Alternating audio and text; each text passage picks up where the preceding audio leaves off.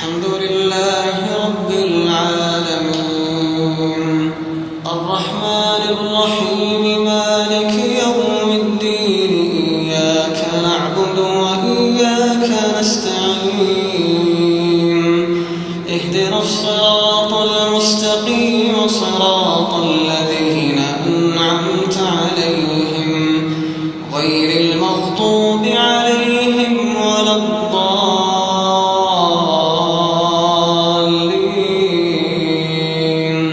آمين.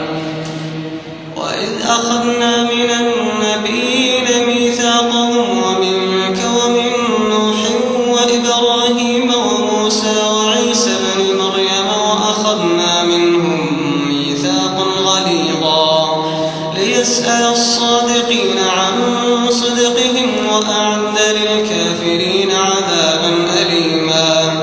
يا أيها الذين آمنوا اذكروا نعمة الله عليكم إذ جاءتكم جنود فأرسلنا عليهم ريحا وجنودا لم تروها وكان الله بما تعملون بصيرا.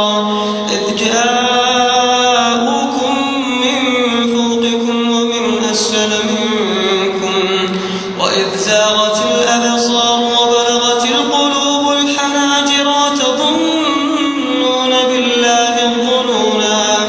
هنالك ابتلي المؤمنون وزلزلوا زلزالا شديدا. وإذ يقول المنافقون والذين في قلوبهم مرض ما وعدنا الله ورسوله إلا غرورا. وإذ قالت طائفة منهم يا أهل يثرب لا مقام لكم فارجعوا. ويستأذن فريق منهم النبي يقولون إن بيوتنا عورة وما هي بعورة إن يريدون إلا فرارا. ولو دخلت عليهم من أقطارها ثم سئلوا الفتنة لآتوها وما تلبثوا بها إلا يسيرا. ولقد كانوا عاهدوا الله من قبل لا يولون الأدبار وكان عهد الله مسؤولا. قل لن ينفعكم الفرار إن فررتم من الموت أو القتل وإذا لا تمتعون إلا قليلا. قل من ذا الذي يعصمكم من الله إن أراد بكم سوءا أو أراد بكم رحمة ولا يجدون لهم من دون الله وليا ولا نصيرا. قد يعلم الله المعوقين منكم والقائلين لإخوانهم هلم إلينا ولا يأتون البأس إلا قليلا أشحة عليكم. فإذا جاء الخوف رأيتهم ينظرون إليك تدور أعينهم كالذي يغشى عليه من الموت. فإذا ذهب الخوف سلقوكم بألسنة حداد أشحة على الخير أولئك لم يؤمنوا فأحبط الله أعمالهم وكان ذلك على الله يسيرا.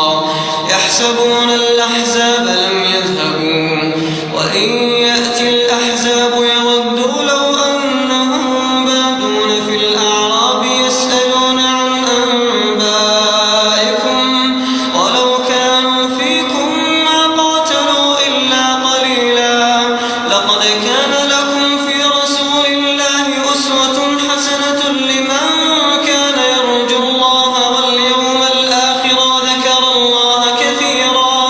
ولما رأى المؤمنون الأحزاب قالوا هذا ما وعدنا الله ورسوله وصدق الله ورسوله وما زادهم إلا إيمانا وتسليما. من المؤمنين رجال صدقوا ما